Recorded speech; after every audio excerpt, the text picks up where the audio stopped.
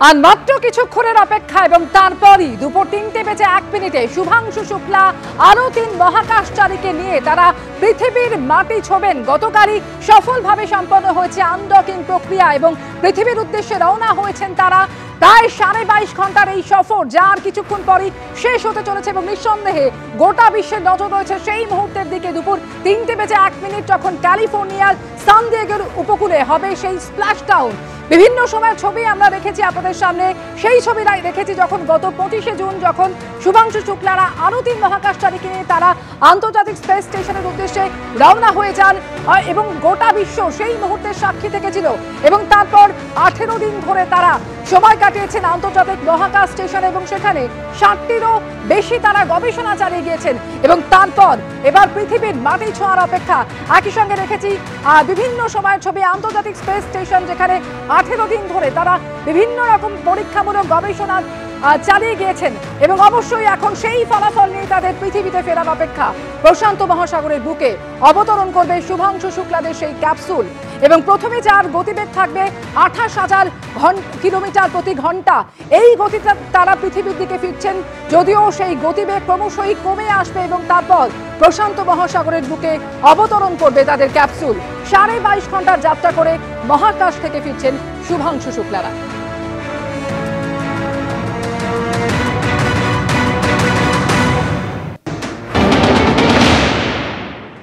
অত্যন্ত গুরুত্বপূর্ণ এবং একটা ক্রিটিক্যাল অধ্যায় এই ডিঅরবিট করে যখন আবহাওয়ামণ্ডলে প্রবেশ করবে।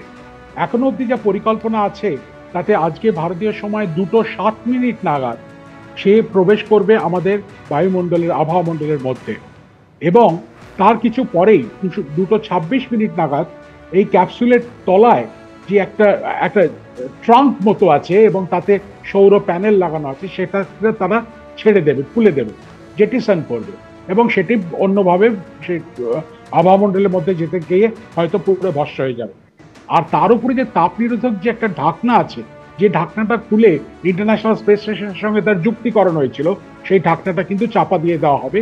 কেননা যখন প্রবেশ করবে আবহাওয়ামণ্ডলে আপনারা যেরকম বলছেন, সেই বাতাসের সঙ্গে ঘর্ষণে তাপমাত্রা কিন্তু 1600 থেকে 2000 ডিগ্রি সেন্টিগ্রেড অবধি হতে পারে। আর এই অত্যন্ত উত্তপ্ত অবস্থায় অনেকগুলি ঘটনা ঘটতে পারে। 1 নম্বর যেটা ঘটবে সেটা হচ্ছে যে এত বেশি তাপমাত্রার ফলে যে ক্যাপসুলের গায়ে যে বাতাস লাগছে সেটা প্লাজমাতে রূপান্তরিত হবে। প্লাজমা তৈরি হলে তার সঙ্গে কোনো বেতার তরঙ্গের যোগাযোগ করা সম্ভব হয় না। সুতরাং সেই মুহূর্তগুলি, কয়েকটি মুহূর্ত মাটি থেকে স্পেস স্টেশন থেকে যে সংকেত পাঠানো হচ্ছে বা যে নির্দেশাবলী পাঠানো হচ্ছে সেটা সম্ভব হবে না। কিন্তু এই স্ক্রু ড্রাগনের মধ্যে এমন সমস্ত অটোনোমাস সিস্টেম আছে, সে অটোমেটিক্যালি নামতে শুরু করবে তীব্র গতিতে। আস্তে আস্তে তার গতি একটু স্তিমিত হবে এবং সমুদ্র পৃষ্ঠ থেকে 6 কিলোমিটার বা 5.7 কিলোমিটার উচ্চতায় সে 2টি বড় বড় প্যারাশুট, যাদেরকে ড্রোন শুট বলে, সেগুলি তার থেকে বেরিয়ে এসে তার গতিকে স্তিমিত করবে।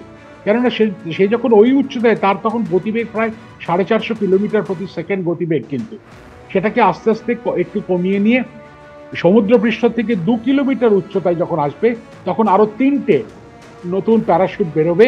তার ফলে তার গতি হবে 25 কিলোমিটার প্রতি ঘন্টায়। আর এই 25 কিলোমিটার প্রতি ঘন্টা গতিবেগেই সে জলের ওপরে আছড়ে পড়বে। কথাটা এই ক্ষেত্রে বললাম তার কারণ জলের ওপর পড়ছে কেন, তার কারণ জলের নিজস্ব একটা ক্ষমতা আছে যে জোরে যদি কোনো বস্তু পড়ে সে ধাক্কাটাকে সে সামলে নিতে পারে। আর সেই জন্যই জলে অবতরণ করার পরেই, তার কিছুক্ষণ পরেই একটি রেস্কিউ ভেসেল গিয়ে তাদেরকে আস্তে আস্তে বার করে নিয়ে এসে তাদেরকে ডাঙায় নিয়ে আসবে স্থলভাগে, তাদের যে গবেষণা কেন্দ্র, সেখানে 7 দিন তারা কোয়ারেন্টিনে থাকবেন। কোয়ারেন্টিন এই ক্ষেত্রে যে তাদের শারীরিক এবং মানসিক অবস্থা, সুস্থতা, এইগুলো সমস্ত কিন্তু খুঁটিনাটি সমস্ত দেখা হবে।